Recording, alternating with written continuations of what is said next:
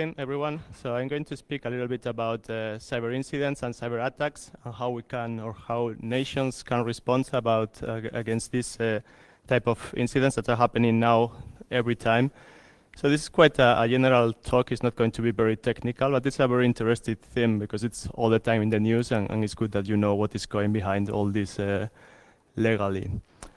So we know that the incidents are increasing rapidly and every time are more and more damaging, and they are becoming, or they have been already a concern for national security for a long time. However, until now there is no common approach about how these incidents are being addressed at the legal level, at least in national and international level. So most nations are working or have worked in what will be their approach in how they deal with incidents using their own criminal laws. There are also some approaches for international cooperation, but a lot of all these different solutions are crashing, and there is no really international organization that says, okay, this is how this should be done, or this is what we could do, mainly because there is no agreement between the nations about how this should be solved. There are different types of cyber incidents, so to say. So we have what, in this talk, I will just concentrate in what I call cyber criminality, and in a portion of cyber criminality that will be what we call cyber attacks. And there are no agreed definitions about what all this means. So we will try to come to some definitions while I'm speaking. So okay, that should not be there, this. So the problem why we have all these challenges legally are also well known by most of the people. So one of them is the attribution. So in cyber we don't know, or it's not immediately know who is going to be the one who is initiating the attacks. And also we don't have a single jurisdiction, so the incidents go over the frontiers, over the borders of the nations. So it's very difficult to enforce your national laws when the incidents are in another, the people who is attacking you is in another jurisdictions. Another problem is that the incidents are targeting critical infrastructures that are mostly private managed, private operated, and somehow we need to have some cooperation with this private industry, because although this is private industries of national interest, that they are not getting targeted. So that's also a big problem. So there is also a very fine line about what you can say is civil criminality and what you can say starts to be an attack and is of national interest. So you can see the denial of service, for example, if it's just for hacktivists, then it's just criminality, normal criminality that you can deal with international criminal law. But if it's for national interest, then it can go into the realm of cyber attack, that is national interest. The same may happen with an attack for a bank. If you are attacking a bank just for stealing some hundreds of euros, some thousands of euros for a pair of accounts, then it's just normal criminality. But if you try to bring a complete financial system or a complete bank to the bankruptcy, then it might be national interest. And the same happens with things like espionage. If you stole some documents for financial gain, then it's probably criminality. But if you stole them for national interest, then it's probably an attack. So it's a very fine line, and it's not defining exactly what is what. So that's giving a lot of problems. There are some characteristics that you can say, okay, if the originator is a nation, then you are going to speak about an attack. If the target are going to be critical infrastructures, then you might be speaking about an attack. If the motivation is for national interest, then you might be speaking about an attack. And if when you are going also to speak about perceived damages, then you might speak about an attack. But these are just some characteristics. There are other also, but these are the more important. And for sure, it's not everything so easy, like, okay, we have these characteristics, and if we know, then we have the solution, because you have problems with attribution, we spoke, we have nation-sponsor attacks, we have things like bots that you can rent, so it's very difficult to know who is the originator and what is the motivation of an attack. These are things that can always be contended, and that is very difficult that you are going to reach an agreement on that. However, there are two characteristics, like for example, the target. Yeah. Okay. I hope that it gets better now. Yeah. So there are two characteristics that are, for example, the target and the perceived damages that mostly are measurable and are easy to be known. So they are always available. They cannot be contended. So if we take these two characteristics that are more easy to measure, if we go about target and about perceived damage, for targets we can see that it's quite easy to find what are, for example, critical infrastructure. So it's the US Presidential Directive 21. It lists all that are critical infrastructures. And it's quite a big list. So basically, almost everything is in there. So you have financial, you have food and agriculture, you have governments, healthcare. So that could be things that are important, and that if our target could be considered a cyber attack. Consider when we speak about damage, we are speaking about if the consequences of the attack resemble those of a armed attack, then you might be speaking about an attack, or if there is something that is exceptional grave. I think this is not this.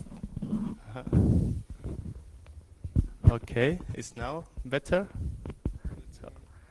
Okay, yeah, I think it's moving while I'm moving, but I hope I will try not to move much. Okay, yeah, again,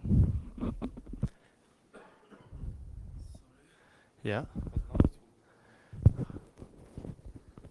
Okay, so now we can continue. It's good now. It's better, not good, but better only. Yeah, don't worry, it's okay. Thank you very much. Okay, so let's go a little bit now that we know more or less the framework. Let's go about what the law more or less says at the high level. So when we spoke about crime, it's very good. So it's legislated by most nations. We have good criminal law almost everywhere.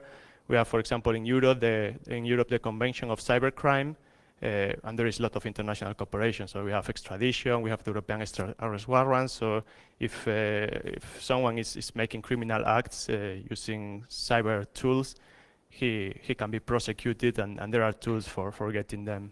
But when you speak about attacks, then basically there is nothing. So there was a UN United Nations initiative to make some legal instruments against cyber attacks, but it didn't get very far, so it was halted. And at the moment, there is nothing that has been agreed by all nations. The only thing, well, these are just some examples of the United Nations, the CAM-SPAN Act, Computer Fraud and Abuse Act. So we have a lot of legislation. Most of examples are from the USA, but you have everywhere. This is the closest thing that we have to a guideline about how we should act when we speak about cyber attacks, but it comes with a lot of caveats. So the first thing, if you read there down, it's prepared by an international group of experts at the invitation of the NATO Cooperative Cyber Defense Center of Excellence. So that means first that this is not done by NATO Cooperative Cyber Defense Center of Excellence, but this is done by a group of experts. So that means this captures the ideas of this group of experts. Of course, they are very well-renowned experts, but are just ideas of experts, are not something that nations have said. The second caveat is the NATO Cooperative Cyber Defense Center of Excellence is in fact not NATO. Although the name might indicate that, it's just an organization that is grounded by some countries and that is funded by these countries, but is not capturing what NATO or NATO nations said. However, with all these caveats, it's still the only or the best approach that we have at the moment for how cyber attacks could be treated legally. It works by making an analogy between what incidents in the cyber war are and what incidents in the kinetic war are.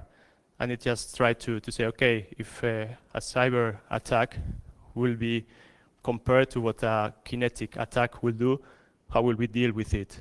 And with this analogy, he says that he can use what is called international humanitarian law, so basically the United Nations chart. So we go to the definitions. The first one is what could be a cyber attack. And for the Tallinn manual, a cyber attack is a cyber operation, whether offensive or defensive, that is reasonably expected to cause injury or death to persons and damage or destruction to objects. So there are some points that are important. One is when it says, is reasonable expected? That means it's not only that you are causing, but also if the action is foreseen to cause something, then it's still covered under this definition. And the other is that it speaks really about damage, destruction of persons, people dying, so it speaks about physical effects. So if the cyber attack reminds him what is the cyber war and does not cause injury or death, then according to this definition, it's not an attack and it will not be treated like an attack. However, there are other definitions. So I put there one from Juana Hathaway, that is also a researcher that is working a long time on this. As he just says, a cyber attack consists of any action taken to undermine the functions of a computer network for a political or national security purpose.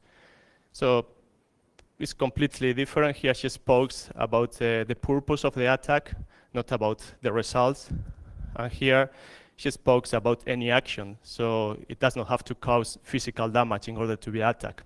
So it's the problem that there is no agreement on what the basics of what an attack is. Okay, so now we are going to start speaking about the United Nations charts. So what the Tallinn manual basically says. The first thing that we have to consider when we start speaking about the attack in the kinetic war, and then we will see how we translate that into the cyber world, is whether you are in war or not. So there are two different corps of law. One is the jus in bello and the other is the jus ad bellum. So the jus in bello is going to tell you what you can do when you are in war. So it's going to tell you you are already in a war, you are fighting, you are killing people. This is what is allowed and this is what is not allowed. So basically, if you are going to do this, you will be a war criminal, while all these other actions are allowed. So I'm not going to discuss much about that because in war, it's quite a lot of people die, and the legality there about cyber I think is not that important. The jus ad bellum is more important because it's where more of these cyber actions are taking place. So it's when a nation has the right to initiate a war. So you are not in war, you are in peace status, but someone is cyber attacking you, is making some hostile actions against you.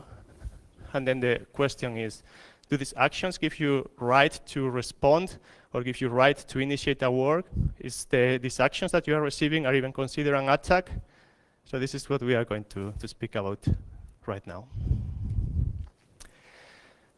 The first point to start is the Article 2, the chapter 4, the Article 2 of the United Nations. So it says, what you can read there, that basically says that you have to refrain from the use of force. So it says it's prohibited for all nations that are part of the United Nations to use force against other nations. So with that definition, it's quite easy. Now we just have to say it's a cyber incident, use of force. If we know if it's use of force, then we are done. But of course, it's not that easy. So here you have a representation, more or less, of what we spoke when we say use of force. So you have there the two blue bullets. This is coercion.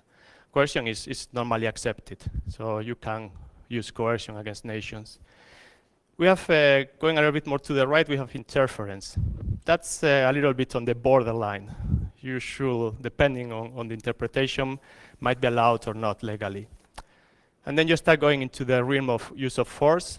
And when you go really farther, the highest representation of use of force will be an armed attack, in which you use weapons, kinetic weapons, to attack a country. So it's important, this definition, this difference between use of force and armed attack, because we'll see that there, in these green brackets between use of force and armed attack, there are a gray area in which nations cannot effect self-defense. So you are being attacked, someone is doing something illegal against you, but you cannot self-defense against that. That's, well, that's what we can see here, the Article 51 of the United Nations. This article basically says that you can use self-defense if you are the target of an armed attack. So the United Nations says nations cannot use force against you, but you can only self-defense if that force goes to the level of an armed attack. There is this area there, this gray area of use of force, in which you are still being not really, well, yeah, we can consider even attack. It's not an armed attack, but you are being attacked, but you cannot self-defense yourself. And this is very clever from the United Nations, because that's to avoid the escalation of force. So basically what they try to say is, okay, we don't want that you respond, and then this response will escalate to a war. So we have this gray area there in which you can respond by other means. You can, for example, use coercion, but you should not respond by attacking the other country. You have not the right to self-defense yourself. Even when you go into the area of what we will call the armed attack, then still, even when you have the right to self-defense, it's not that you can just execute self-defense as you want. So there are some rules there about necessity and proportionality. Necessity tells you that you can just self-defense if it's basically the last option that you have, if you have no other options.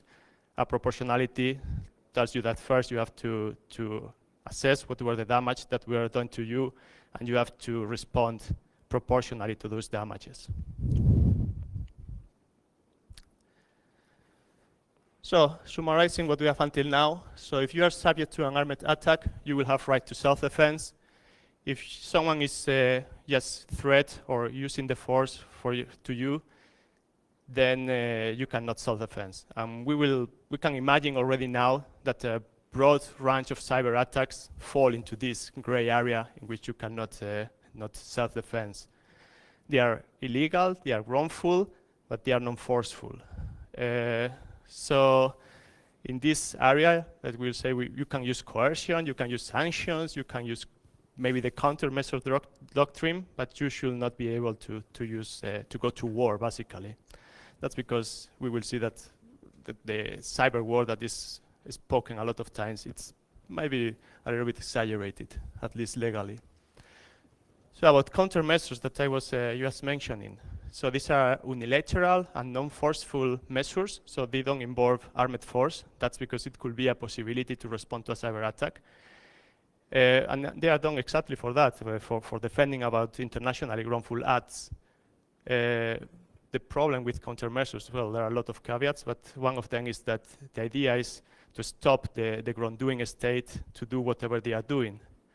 And they cannot be used as a kind of revenge. So basically, I use the countermeasures to force you to stop attacking me, and once you have a stop, we are done. So in some conditions it could be used, but this is probably not the panacea that will solve all the problems. Okay, we were speaking about this area that we say is a cyber attack, and we say that if we have a cyber attack, then we can trigger self-defense. Now we go into what we can say is a cyber attack. And there are three different views. There is no agreement also here. There is people that say that a cyber attack is considered an armed attack only if conventional military weapons are used. So that restricts it quite a lot because you don't use conventional military weapons for cyber. So an example could be, for example, bombing computer servers. So that's a very restrictive view. Basically, if you took that view, all cyber attacks will be just probably use of force, but none of them will escalate to what we call an armed attack.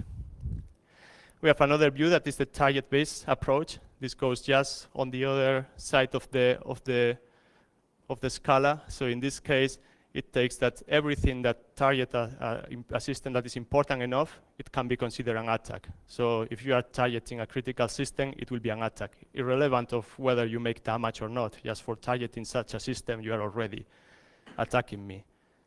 So the problem with that view, of course, is that it will escalate. So it will give the grounds for a lot of nations to trigger self-defense, and it will initiate a lot of wars. So the last view is the effect-based approach, and this is the one that is defended by most people. Basically says what you can see there. A cyber attack, it will be an attack if you can say that you can see that the effects of the attack are those that you could cause with a kinetic weapons. So if you are destroying something, if you are killing people, and this killing or this destruction is caused not by bombs but by cyber, it does not matter how you have caused, it still is an attack because it's the same damage that you are causing. This is the main way to go, and this is also what the Tallinn manual proposes. So now this was basically what is there in what is law. Now what I will go is through some examples of cyber incidents. I will go from the low level to the highest level, and I will discuss a little bit based on what we have learned what could or how could we react against them. So that the lowest level will be fingerprinting or making some kind of traffic analysis, traffic monitoring. For this kind of things, I don't think that anyone is going to be worried about that. Not at the national level, not at the international level. They are probably legal, and there are no legal implications for doing those things. If we go into a spoofing, when you are masquerading a user or a site and you try to gain some illegitimate benefit with it, well, there are some legislations that will already criminalize spoofing. And mainly if you say that it's going to be for making illegal acts. So if you are going to commit fraud or you are going to perpetrate a crime, that could be prosecuted by criminal law in some legislations, but it still does not go through to the levels of use of force or these things that we spoke. We spoke about vulnerability scanning that a lot of people here is maybe doing. So in this case, there are legislations for prosecuting vulnerabilities, and they can be prosecuted if you disclose vulnerabilities and the company does not like what you are doing. Depending on which legislation you are, you can have problems. The US Digital Millennium Copyright Act can or cannot be, depending on which view you use, but it could be used for prosecuting disclosure of vulnerabilities. And in other nations, it's just a gray area, and there are still a lot of discussion. Social engineering, you all know that is quite illegal. So they can charge you with wire fraud, with fraud related to activities in connection with access device, unauthorized use of credit cards. There is the use can expand. There is the privacy and electronic communications of the United Kingdom. So if you make social engineering, again, this is still on the realm of criminal law. It will not go to the levels that we were speaking during the international humanitarian law. So we go a little bit higher. We are going to speak now about misuse, and for that I understand basically use system resources for unplanned processes. So this is just installing a malware, for example. It's something so simple like installing the malware. You are not stealing anything, you are just installing the malware there. So still that's illegal in most legislations. So they can charge you with things like unauthorized access to computer material, access with intent to commit or facilitate commission of offense, or unauthorized modification of computer material. The Budapest Convention that we spoke before from the Council of Europe, it tells the nations that they should criminalize this kind of offenses. And you have, for example, the UK Misuse Acts that also say this is an offense because you are basically making damage to the computer. So you are impairing the operation of a computer, and you should not be doing that. So this is just for changing some bytes in the computer, even if you are not stealing any data or you are not doing anything. So it's quite strong legally. Denial of services that you have also almost everywhere nowadays is also illegal under most national laws. So you have the Article 4 of the Budapest Convention. It also tells the companies to criminalize that. You have the US Computer Fraud and Abuse Act that also speaks about causing damages without authorization to a protected computer, and you can discuss, okay, denial of service is not causing damages, but it is because they define damage as the impairment of availability. So that covers the denial of service. And then it comes because this is also quite used, this has been used in a lot of conflicts against nations. And then the question is can this be considered an armed attack? So For this, there is not much discussion because the United Chart, the Article 41, is quite clear on that. So it lists here a list of measures that they say that they do not involve the use of armed force. And between these measures, you can see that is the partial interruption of economic relations and of sale, receive, air, postal, telegraphic, radio, and other means of communication. Well, you can of course discuss if it's a mean of communication, but I think for my interpretation, it's quite clear that it will be covered into this Article 41.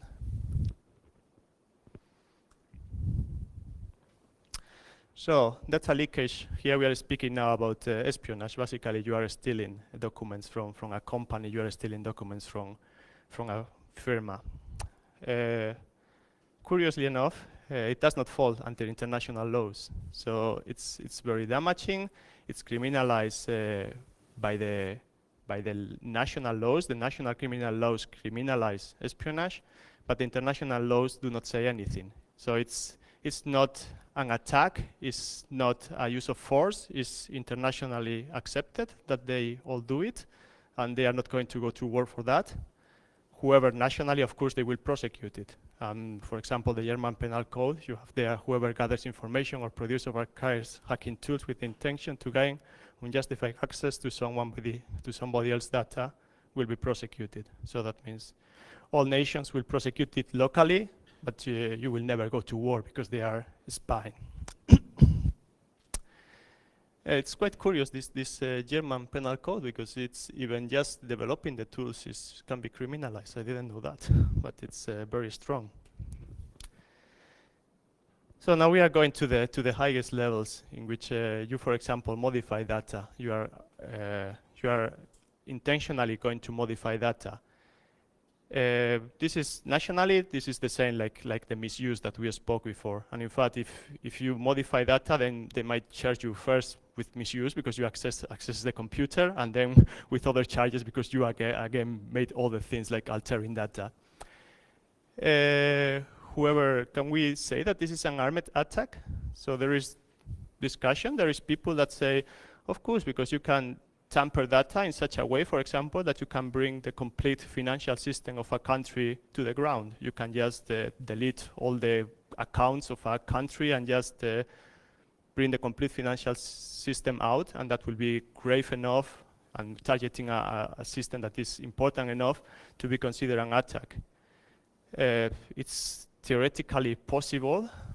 I personally think that that will never happen, because in particular the banks, they have a strong business continuity and disaster recovery. So they are one of the few organizations that they do good with cyber, mainly because they know that they are dealing about money, and they have a lot of regulations that tells them what they have to do. And I cannot imagine that a bank can be attacked and they don't have the means to recover from a backup or from another alternative site within hours, and that they will just lost all the data. That will be really something very difficult, in my opinion.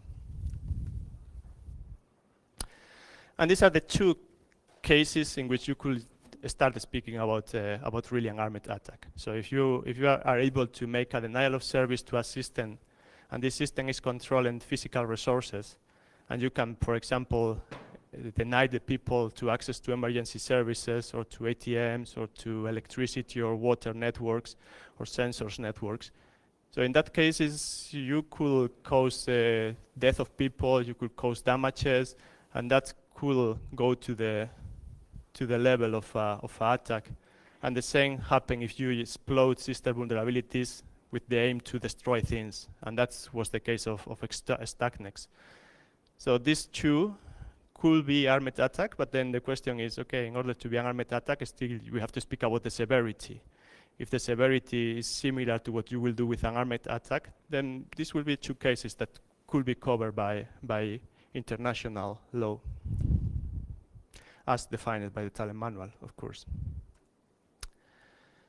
So in practical use, so that you know already because you see it in the news, but that you see the application of all this that we are discussing. So when you saw Stuxnet, most of the people say Stuxnet was at least an act of force, if not an armed attack. However, you wouldn't see Iran going to the United Nations and saying they are going to start a war. What they resorted to is to attack or retaliate attacking US banks. That's what they did. So although they will have grounds to go farther, they didn't choose to do that. The same happened if you see these persistent threats, the reports on the persistent threats 1 and 28. So they are well known. It's known that they are doing espionage, they are doing sabotage, they are misusing data tampering, spoofing, they are doing a lot of wrong things against nations. However, for ATP 28, as far as I know, there have been no actions against them. So they say they have attribution problems with that. So they have not done anything. Against the one about the ones that is attributed to China. Also, it's not that they have initiated any action in the United Nations or try to say, okay, I'm being, well, okay, in the press, yeah, in the press you will say they are being attacked, but in reality, they will not respond legally as if they are being attacked. They will respond legally as if it's a criminal act, and this is what they did. They just indicted 5 people and tell them, okay, you are accused of hacking, economic espionage, and these kind of things. Although they knew that that in fact they are hardly or ever going to get those people, but this is basically the only solution that they had. So to conclude the talk, what we can see in this talk is that basically at the end the nations will resort mostly to international criminal law, and international criminal law I think is the way to go to sort this kind of conflicts. Even if it's difficult that you get extradition from some countries, for example, it's most likely that you are going to request that you are going to try to start a war. And this means also that I believe that cyber war is highly unlikely, and it's a term that is very exaggerated. If there are attacks that will be damaging, most of them are going to fall under use of force, and you are not going to have the possibility to self-defense. So this is not going to escalate to a war, nevertheless. And there is just a very, very small slice of attacks that you could say, okay, this is an attack that could be able to start a war, but it's really small, and they are just covered in this international law that we discussed in this Tallinn manual. But again, this is not even accepted by all nations, so it does not mean that if you are going with that to the United Nations, they will say, yeah, you are right, and you have now the right to self-defense. They can always say, this is just the opinion of some people, and we have another opinion. And another important takeaway is that I don't think this is going to change in the future. So the nations are not working, as far as I know, into cooperating in this area. So mostly this that they have told will continue far away. It's also a nice area because at the moment everyone is trying to operate into this area of use of force. And they all know that as long as they operate into this area of use of force and you don't go through this threshold in which you will cause massive damages or kill someone, you are quite safe to go. There is nothing that the other nations can do against you apart of maybe complaining or making some kind of coercion. And therefore it's a quite good scenario for everyone. So that will be, if you have any questions.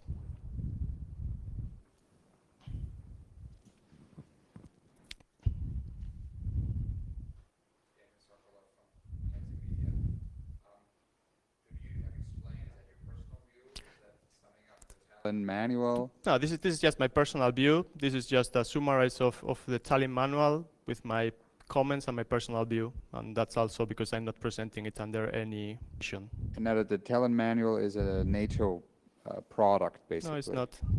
Well, I looked at the list of people who wrote it, the experts. They were mostly affiliated with NATO or NATO-friendly I don't believe it. institutions. How many Chinese, how many Russians, how many Iranians were on that Tallinn manual authored list, right?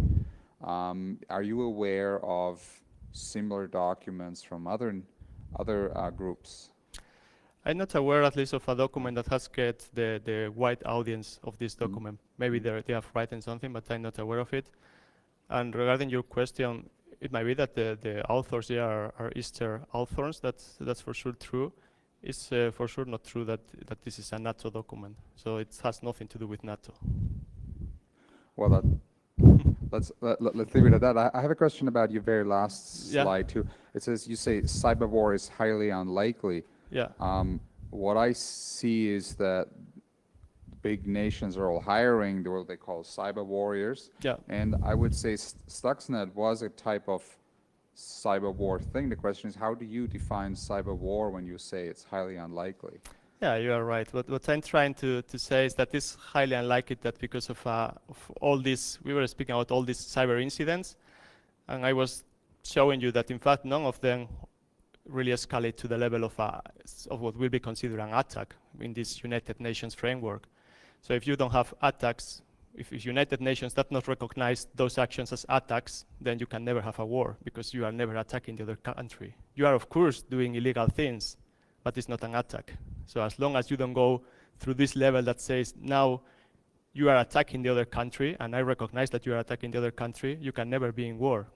You will be making illegal things, you will be using force maybe, but you are never attacking the other country. And this is also what a lot of people try to stay under this threshold in which you will go into an attack. And like you were mentioning, Stuxnet, yeah, that could be maybe the only case in which arguable you could speak about an attack. But even that, most of the people think it was just use of force, not even an attack. What about the US government's staff files?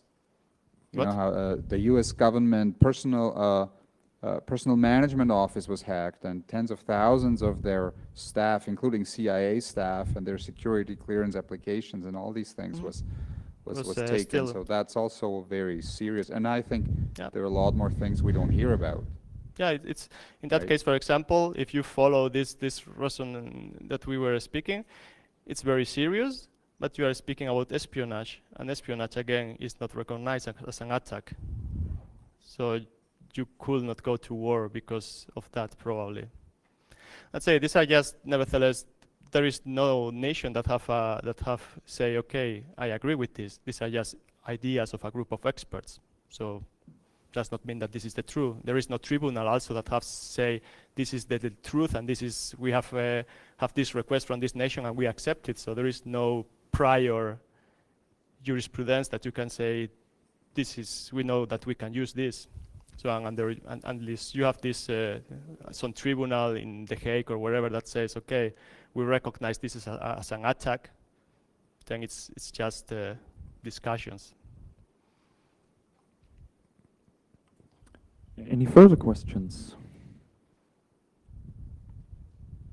Anyone?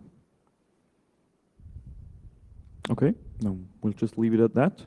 Thank you, Oscar Serrano. Thank you very much.